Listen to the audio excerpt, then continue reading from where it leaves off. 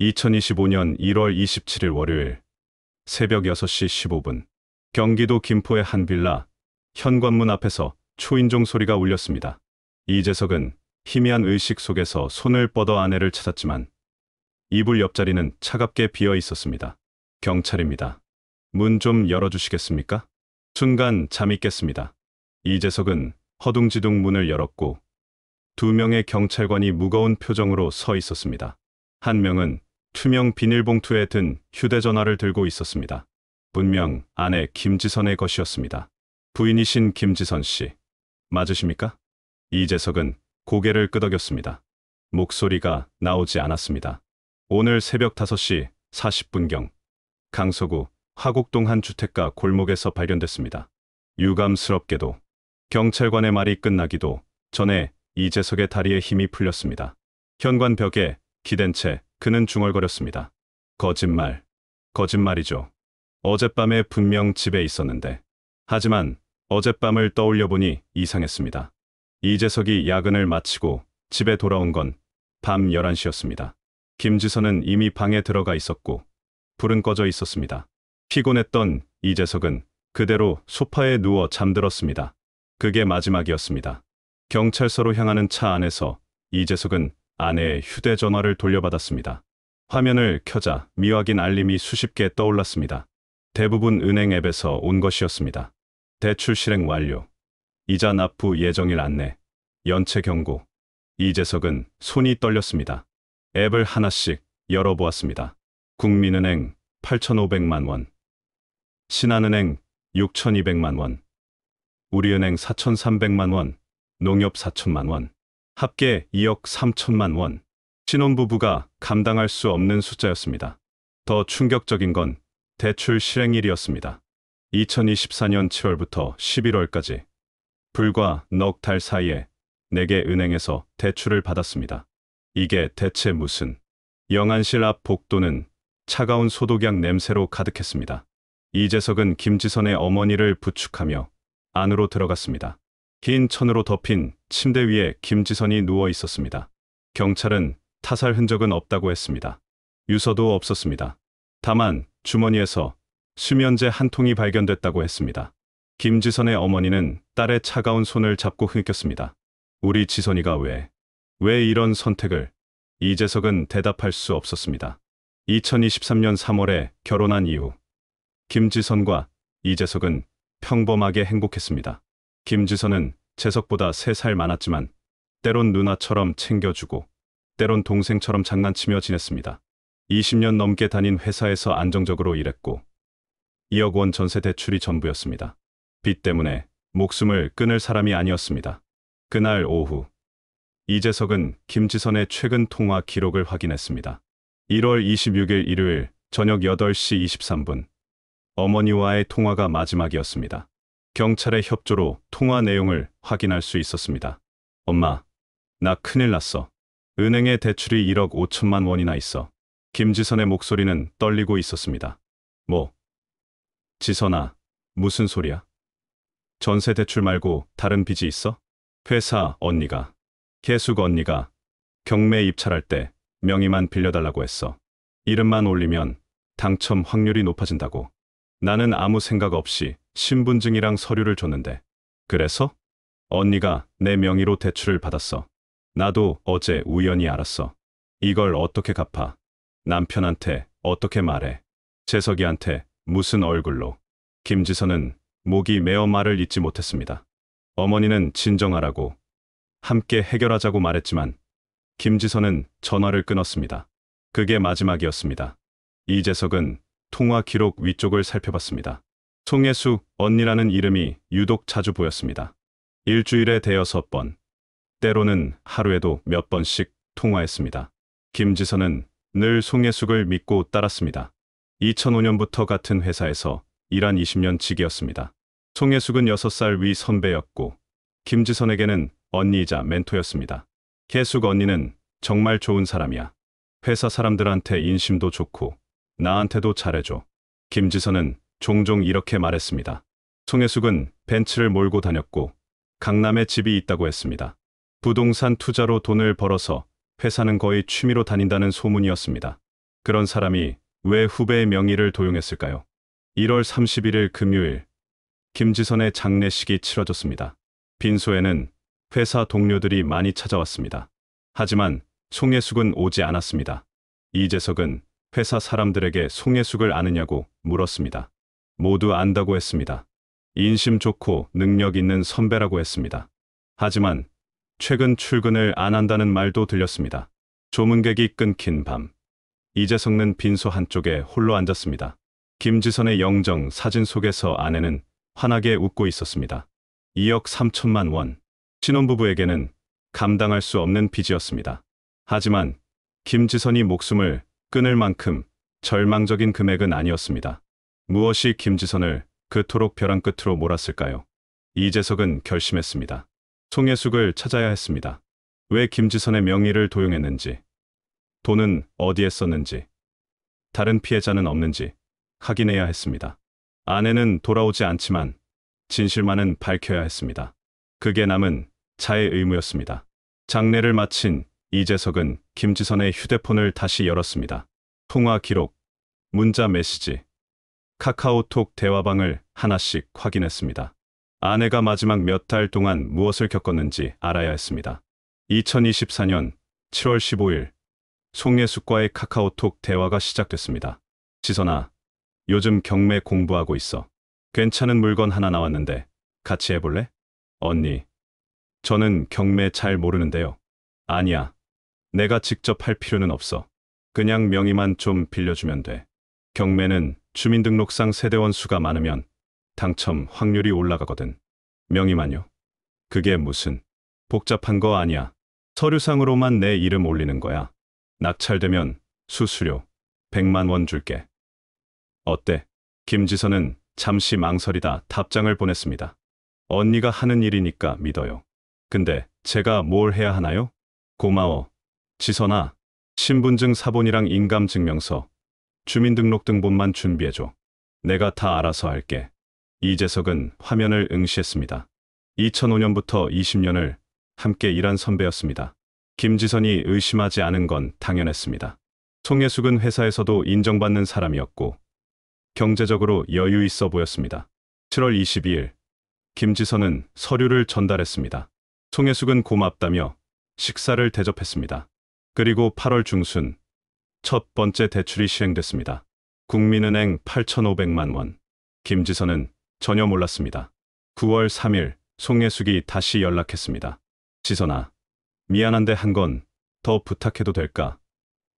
이번에 정말 괜찮은 물건이 나왔어. 언니, 저번에 했던 거는 어떻게 됐어요? 아, 그거 유찰됐어. 경쟁이 치열하더라. 이번엔 확실한 것 같아. 한 번만 더 도와줘. 김지선은 또 서류를 준비했습니다. 송혜숙을 의심할 이유가 없었습니다. 9월 말, 신한은행에서 6,200만 원이 대출됐습니다. 10월에는 우리은행 4,300만 원, 11월에는 농협 4천만 원이 추가로 나갔습니다. 4달 사이에 4개 은행, 총 2억 3천만 원이었습니다. 이재석은 문자 메시지함을 열었습니다. 2024년 11월 28일, 국민은행에서 온 메시지가 있었습니다. 대출이자 연체 안내. 2024년 11월 20일 납부, 예정이자 미납, 조속히 입금 바랍니다. 김지선은 이 문자를 보고 처음 대출 사실을 알았을 것입니다. 이재석은 그날의 대화 기록을 찾았습니다. 11월 28일 저녁 7시, 김지선이 송혜숙에게 전화를 걸었습니다. 통화는 23분간 이어졌습니다. 이재석은 회사 동료를 통해 그날의 정황을 들을 수 있었습니다. 김지선은 퇴근 후 회사 근처 카페에서 송혜숙을 만났다고 합니다. 김지선은 울먹이며 물었습니다. 언니, 제 명의로 대출이 나갔어요. 은행에서 연락 왔어요. 이게 무슨 일이에요? 송혜숙은 당황한 표정으로 답했습니다. 지선아, 미안해. 내가 설명할게. 경매 낙찰받으려면 전세자금 대출이 필요했거든. 일시적으로 내 명의를 쓴 건데. 일시적이요? 2억이 넘어요, 언니. 제가 어떻게 갚아요? 걱정 마. 내가 다 갚을게. 이번 달 안에 부동산 매매 계약 성사되면 바로 정리할 수 있어. 조금만 기다려줘. 김지선은 송예숙을 믿고 싶었습니다. 20년 지기 선배가 자신을 속일 리 없다고 생각했습니다. 송예숙은 김지선의 손을 꽉 잡으며 말했습니다. 내가 언제 너한테 잘못한 적 있어? 꼭 책임질게. 아무한테도 말하지 마. 특히 남편한테. 괜히 걱정만 끼치잖아. 김지선은 고개를 끄덕였습니다. 하지만 약속한 이번 달이 지나도 송혜숙은 돈을 갚지 않았습니다. 12월이 되자 이자가 밀리기 시작했습니다. 김지선은 자신의 월급으로 이자를 갚으려 했지만 매달 200만 원이 넘는 이자를 감당할 수 없었습니다. 12월 중순 김지선은 송혜숙에게 다시 연락했습니다. 언니, 이자가 계속 밀리고 있어요. 어떻게 해야 해요? 조금만 더 기다려. 지금 매수자랑 협상 중이야. 1월 초면 다 해결돼. 하지만 1월이 되어도 아무 일도 일어나지 않았습니다. 오히려 은행에서 독촉 전화가 오기 시작했습니다. 김지선은 견딜 수 없었습니다. 회사에서도 송혜숙을 만날 때마다 눈치가 보였습니다. 송혜숙은 최근 출근을 자주 하지 않았고 연락도 피했습니다. 1월 20일 김지선은 처음으로 남편에게 말하려고 했습니다. 저녁 식사 중에 입을 열었지만 말이 나오지 않았습니다. 이재석은 그날을 떠올렸습니다. 김지선이 뭔가 말하려다 멈췄던 순간이 있었습니다. 이재석은 왜 그때 물어보지 않았을까 후회했습니다. 1월 26일 일요일 김지선은 어머니에게 전화했습니다. 더 이상 혼자 감당할 수 없었습니다. 엄마, 나 큰일 났어. 은행에 대출이 1억 5천만 원이나 있어. 김지선은 실제로는 2억 3천만 원이 있다는 걸 알았지만 어머니에게는 일부만 말했습니다. 전부 말하기엔 너무 부끄럽고 무서웠습니다. 회사 언니가 명의만 빌려달라고 했는데 내가 바보같이 믿고 서류를 줬어. 이걸 어떻게 갚아? 남편한테 어떻게 말해? 어머니는 함께 해결하자고 했지만 김지선은 이미 한계였습니다. 통화를 끊고 김지선은 혼자 집을 나섰습니다.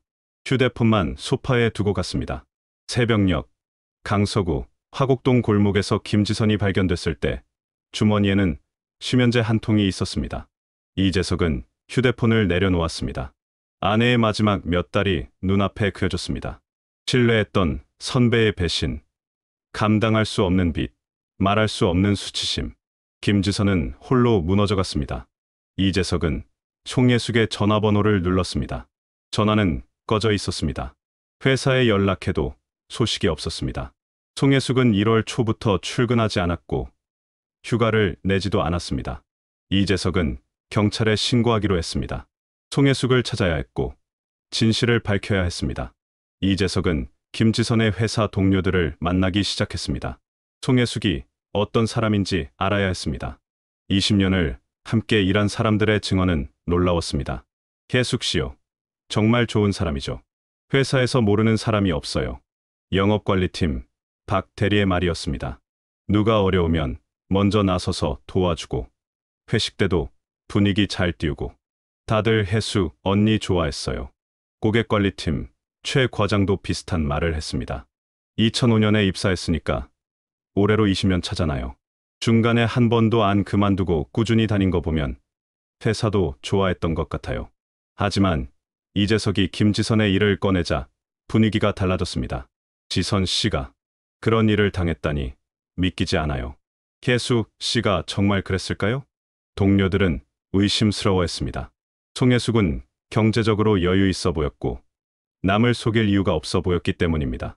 이재석은 2013년부터 회사를 다닌 정세영을 만났습니다. 정세영은 35세로 송혜숙보다 10살 어렸습니다. 카페에 마주 앉은 정세영의 눈은 붉게 충혈돼 있었습니다. 저도 당했어요. 혜숙 언니한테. 정세영의 목소리는 떨렸습니다. 처음에는 정말 좋은 언니였어요. 제가 2013년에 신입으로 들어왔을 때 혜숙 언니가 많이 챙겨줬어요. 일도 가르쳐주고 점심도 자주 사주고. 정세영은 2014년 봄 맹장 수술을 받았습니다. 건강보험이 있었지만 입원비와 회복기간 생활비로 70만 원 정도가 필요했습니다. 사회 초년생에게는 부담스러운 금액이었습니다. 정세영이 고민하는 걸 본 송혜숙이 먼저 다가왔습니다. 세영아, 돈 걱정하지 마. 언니한테 얘기했어야지. 이거 가져. 송혜숙은 봉투에 100만 원을 넣어 건넸습니다. 정세영은 눈물을 흘리며 받았습니다. 언니, 제가 월급 나오는 대로 바로 갚을게요. 정말 감사해요.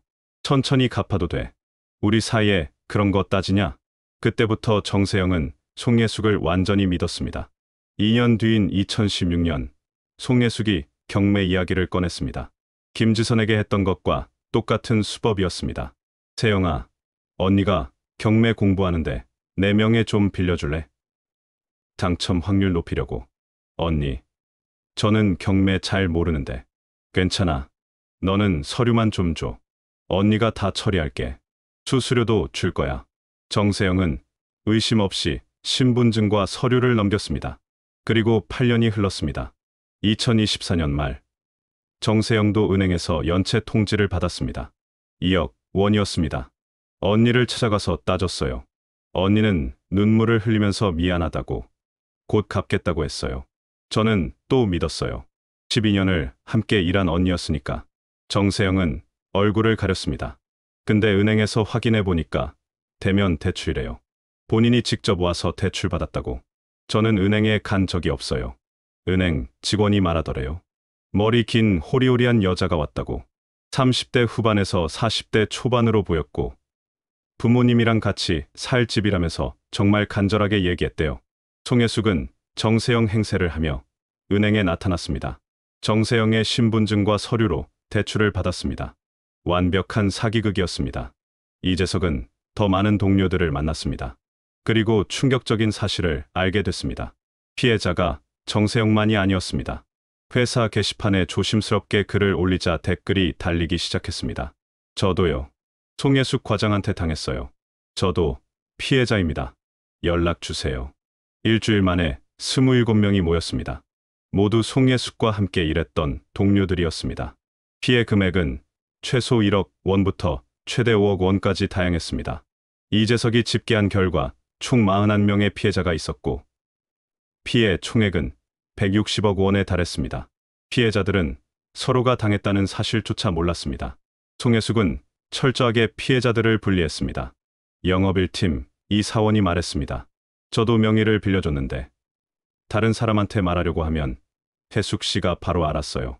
어떻게 알았는지 모르겠는데 전화가 오더라고요. 이사원, 아무한테도 말하면 안 돼. 나 망해. 제발 비밀로 해줘. 그렇게 애원하면 어떻게 해요? 물류팀 강 대리도 같은 경험을 했습니다.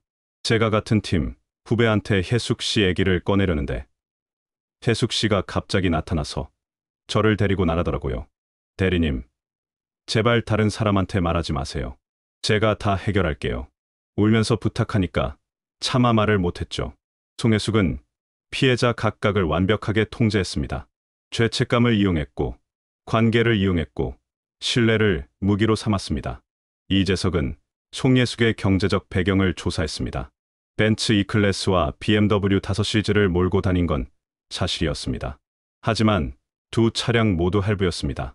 강남 아파트도 전세였고 경기도 투자용 주택은 대출이 끼어 있었습니다. 송혜숙은 빚으로 부유함을 위장했던 것입니다. 혜숙 씨가 회사는 용돈벌이로 다닌다고 했어요. 부동산 투자로 돈 많이 번다고. 동료들은 이렇게 증언했습니다. 송혜숙은 자신을 성공한 투자자로 포장했습니다. 외제차, 명품, 가방, 비싼 식사. 모두 피해자들의 돈으로 만든 허상이었습니다. 변호사 상담을 받은 이재석은 더 놀라운 사실을 알게 됐습니다. 이런 수법은 전형적인 지능형 사기입니다. 신뢰 관계를 기반으로 하기 때문에 피해자들이 늦게 인지하고도 신고를 망설이게 되죠. 변호사는 서류를 넘기며 말을 이었습니다. 문제는 은행입니다. 대면 대출인데도 본인 확인을 제대로 하지 않은 겁니다. 명의자 아닌 사람이 대출을 받았다면 은행에도 책임이 있습니다. 이재석은 피해자들과 함께 집단 소송을 준비하기로 했습니다. 송혜숙을 찾아야 했고 은행의 책임도 물어야 했습니다. 41명의 피해자가 힘을 합쳤습니다. 2025년 2월 8일 토요일 서울 구로구의 한 커피숍 2층에 사람들이 모이기 시작했습니다. 이재석이 온라인 게시판을 통해 피해자 모임을 공고한 지 일주일 만이었습니다. 오후 2시 27명이 자리를 채웠습니다. 안녕하세요. 저는 김지선의 남편 이재석입니다. 아내는 지난 1월 27일 세상을 떠났습니다. 송혜숙의 사기 때문이었습니다. 이재석의 목소리는 낮게 가라앉았습니다. 참석자들은 고개를 숙였습니다. 몇몇은 눈물을 닦았습니다. 모두 송혜숙에게 당한 피해자들이었습니다. 정세영이 먼저 입을 열었습니다. 저는 2억 원입니다. 12년 동안 함께 일한 언니였어요.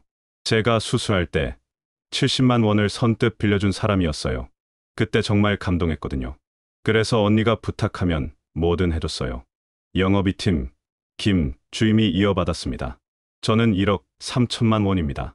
혜숙 씨가 2020년에 제 결혼식 주례를 섰어요.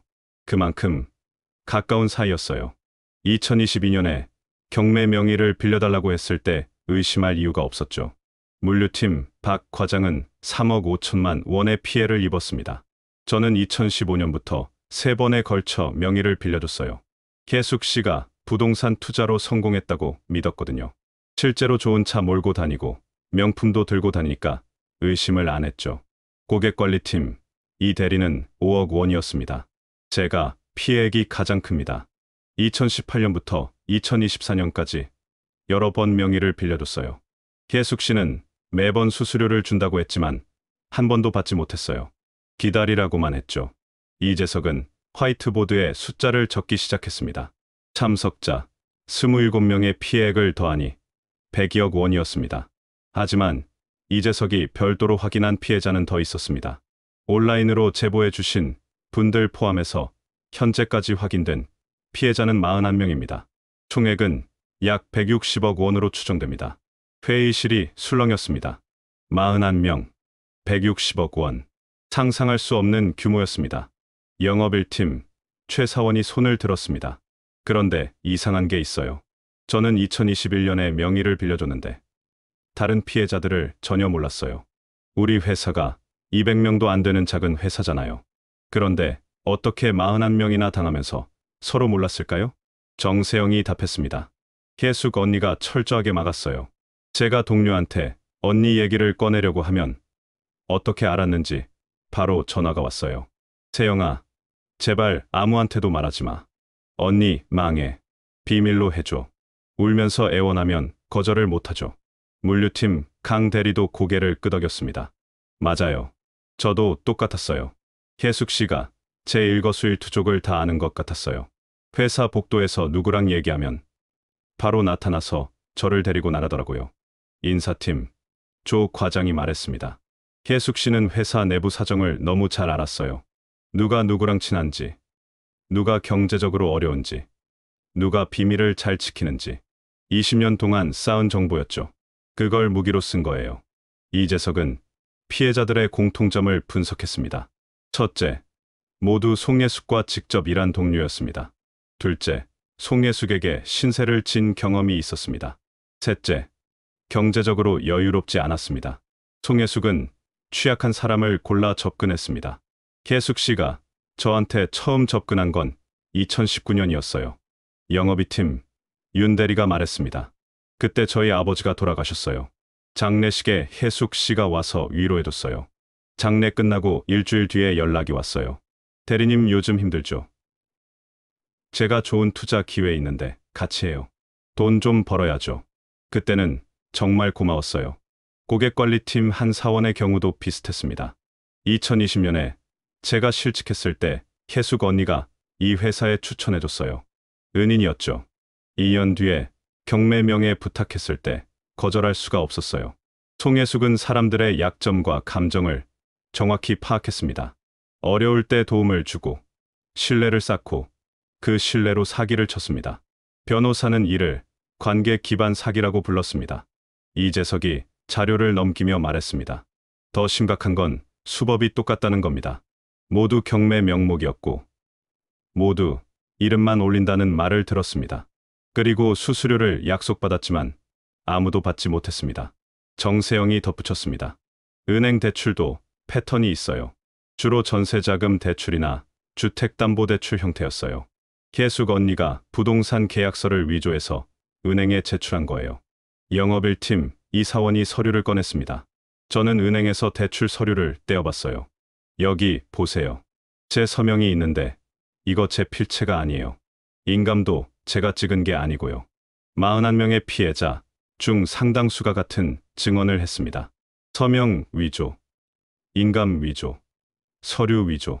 송혜숙은 체계적으로 범행을 저질렀습니다. 물류팀 박 과장이 물었습니다. 그런데 은행은 뭐 했어요? 본인 확인도 안 하고 대출을 내줬단 말이에요? 이재석이 답했습니다. 은행 측은 가져온 서류가 완벽했다고 말합니다. 하지만 명백히 은행의 과실도 있습니다. 대면 대출인데 본인이 아닌 사람에게 대출을 내뒀으니까요. 고객관리팀 이 대리가 분노했습니다. 제가 대출 받은 게 아니잖아요. 왜 제가 갚아야 해요?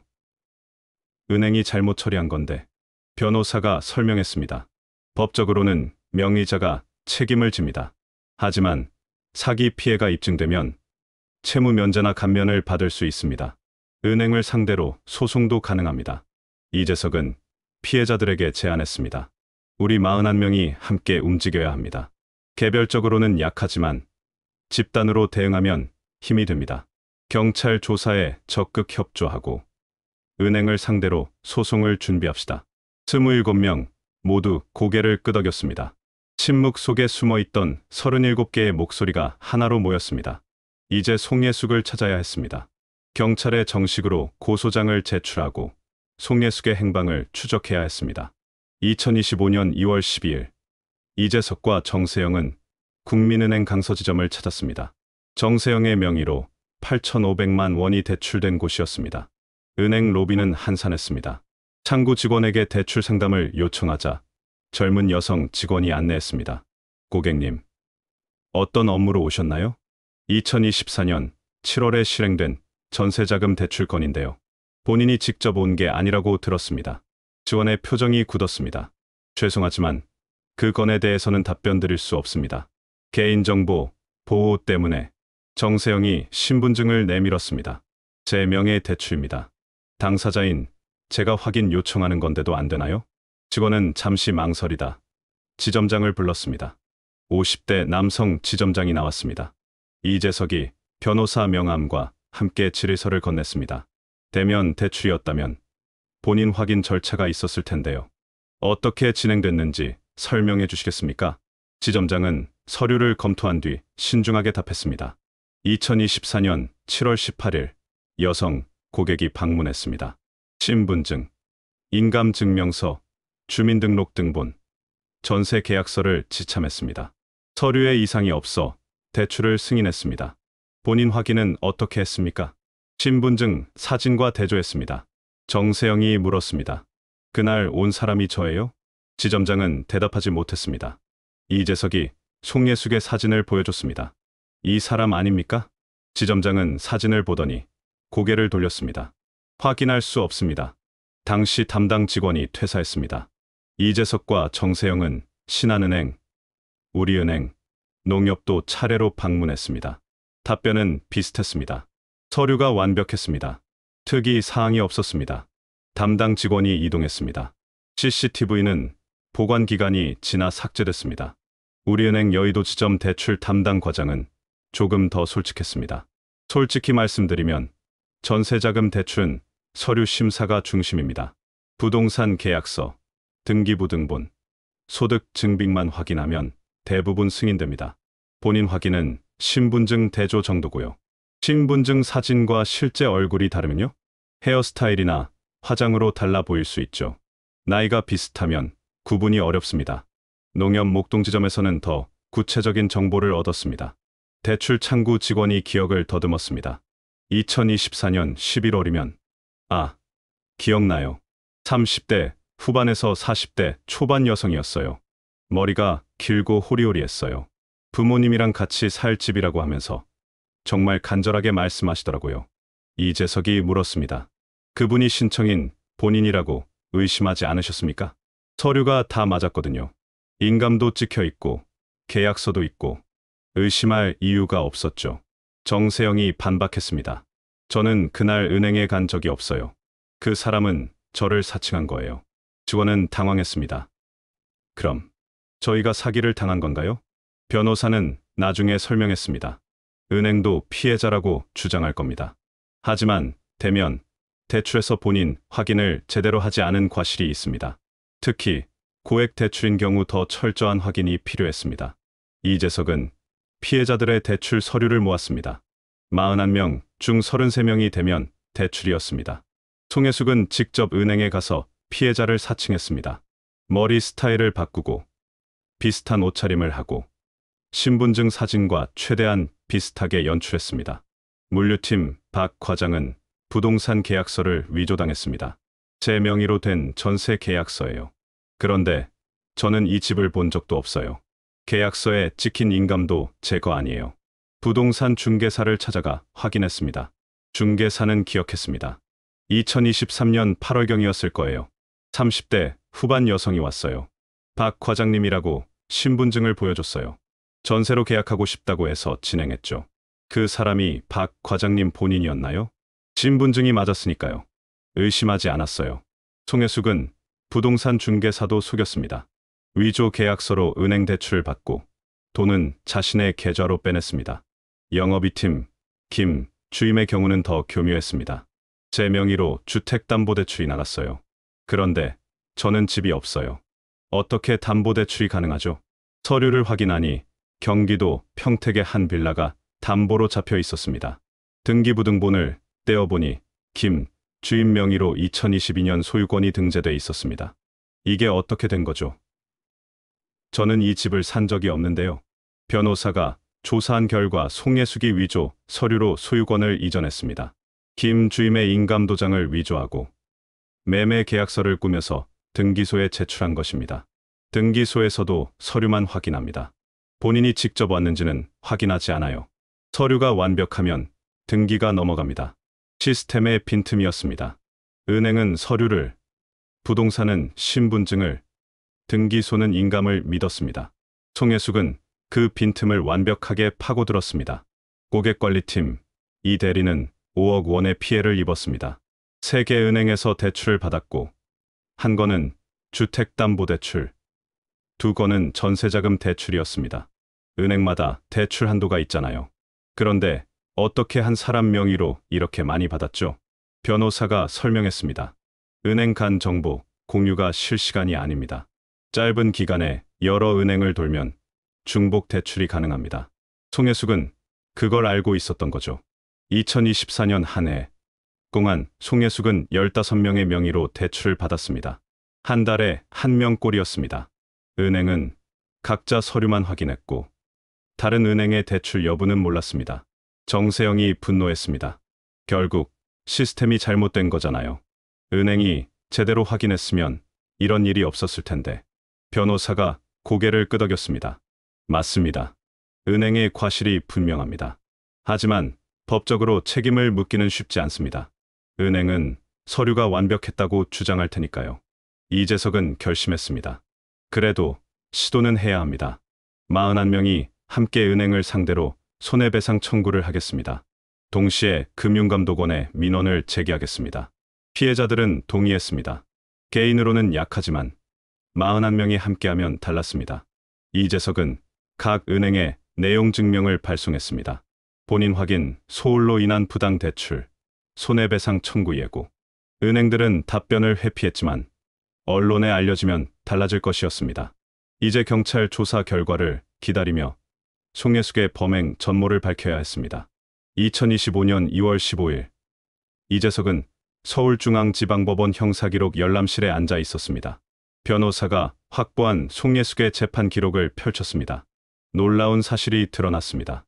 송혜숙은 2021년부터 이미 사기 혐의로 재판을 받고 있었습니다.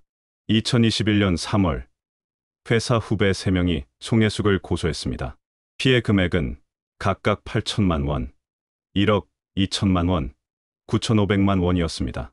총 2억 9,500만 원. 수법은 똑같았습니다. 경매 명예 대여, 은행 대출, 돈 편취.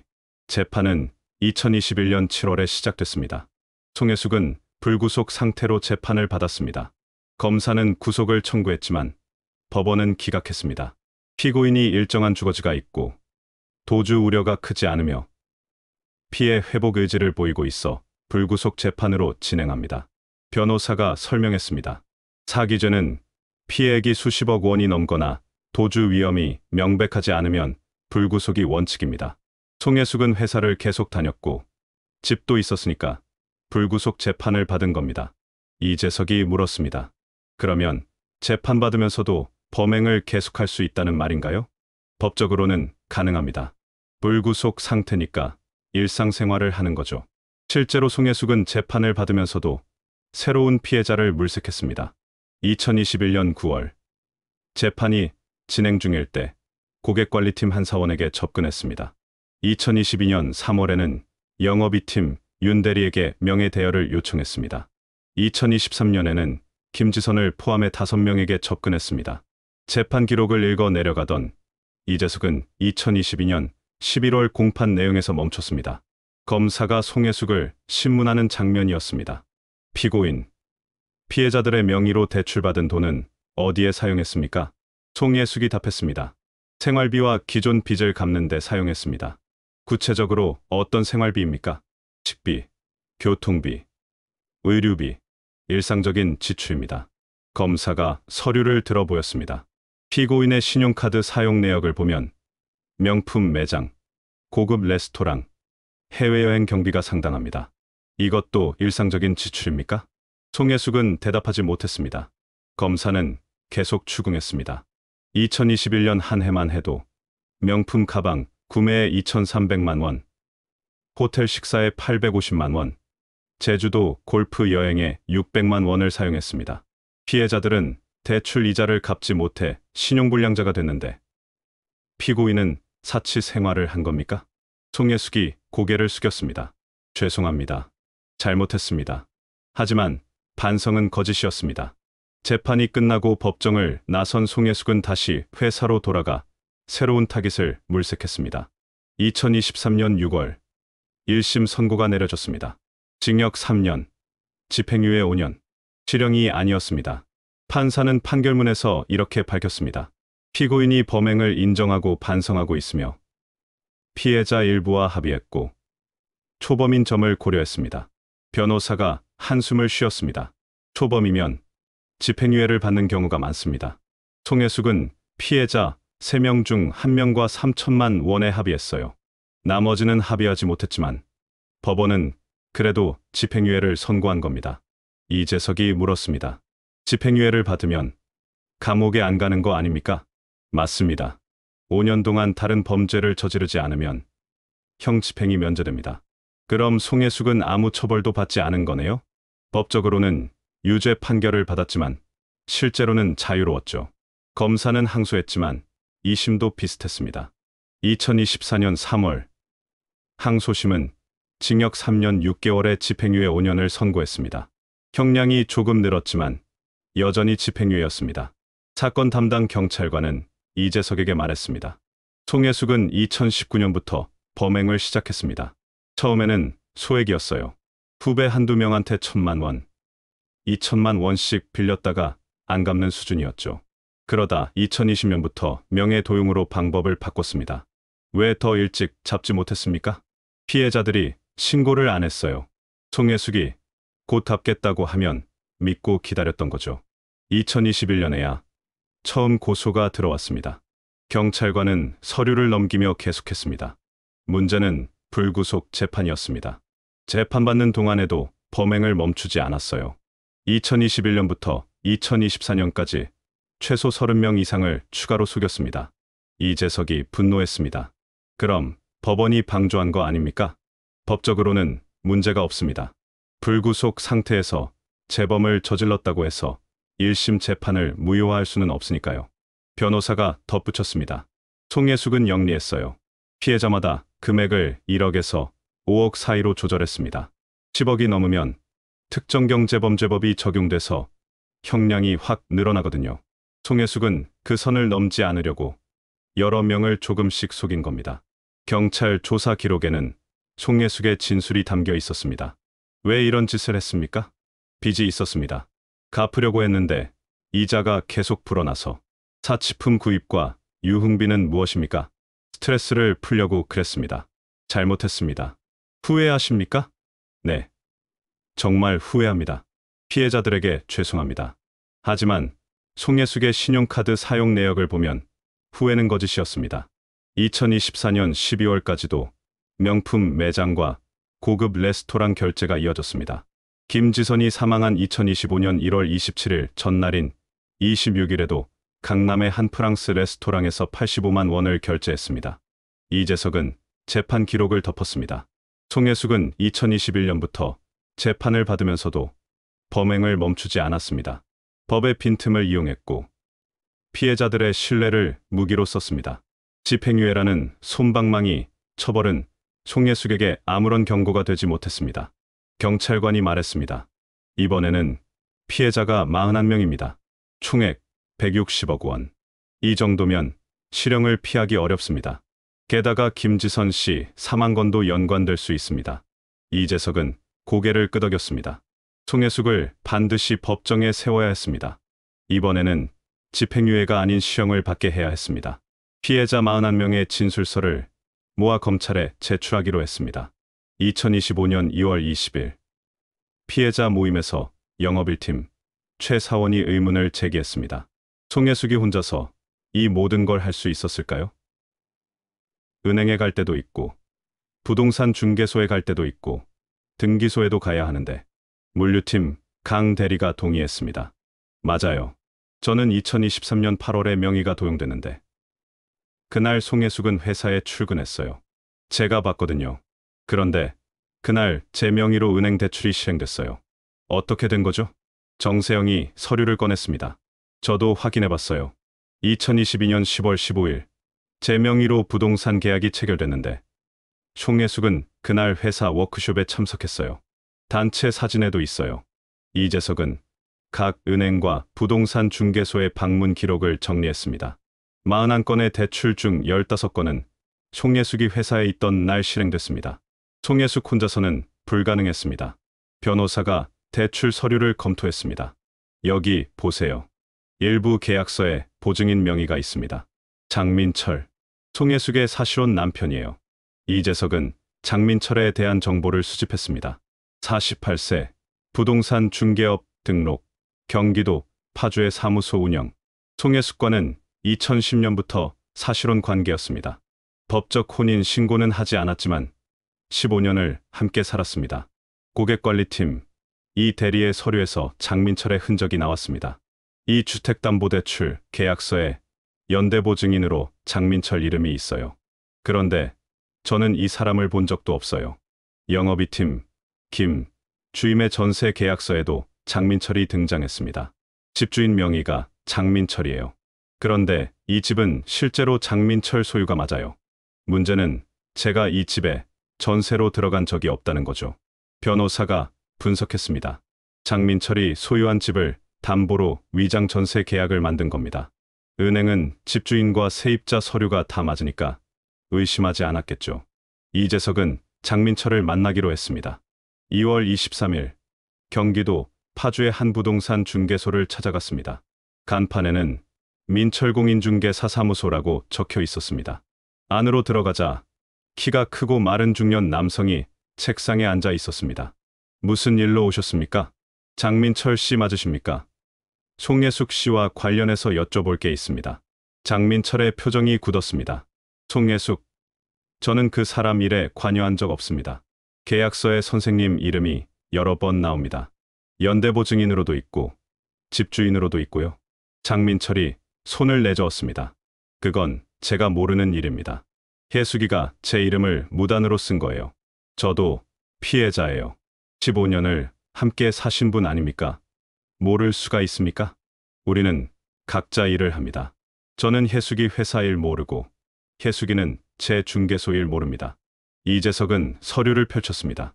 2022년 3월 선생님 소유의 파주 주택을 담보로 김주임 명의 전세자금 대출이 나갔습니다. 선생님이 집주인인데 모르셨다고요? 그건 혜숙이가 처리한 일입니다. 저는 서류에 도장만 찍어줬어요. 왜 도장을 찍어주셨습니까?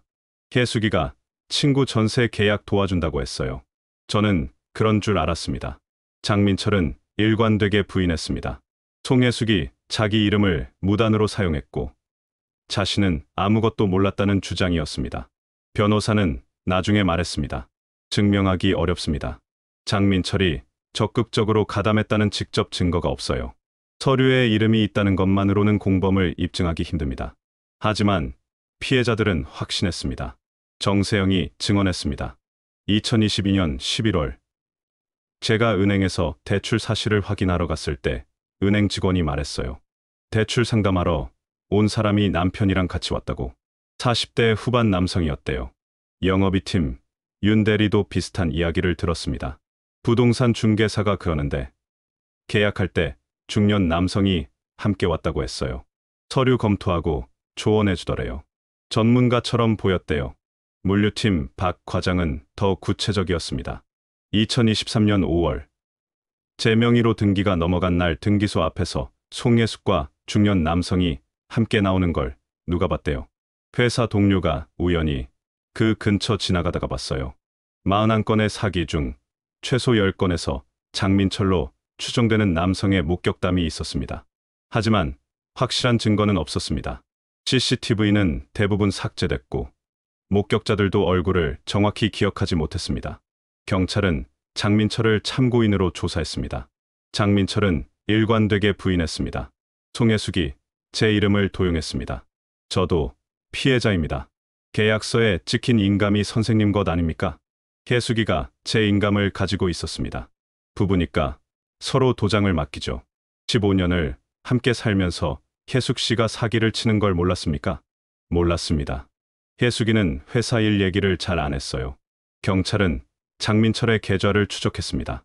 2019년부터 2024년까지 송예숙 계좌에서 장민철 계좌로 총 3억 2천만 원이 이체됐습니다.